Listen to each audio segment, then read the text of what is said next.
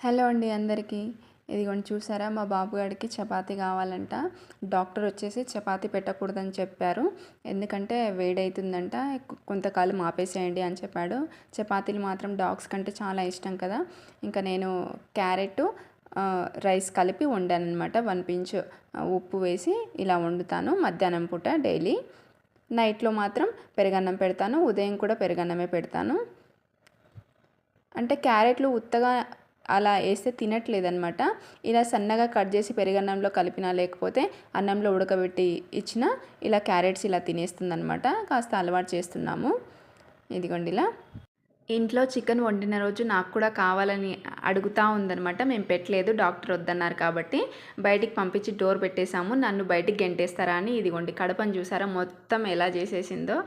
డాగ్స్ను పెంచుకునే వాళ్ళ తిప్పలు ఇలా ఉంటాయండి. ఈ మినీ వ్లాగ్ మీకు నచ్చితే లైక్ చేసి సబ్స్క్రైబ్ చేయండి.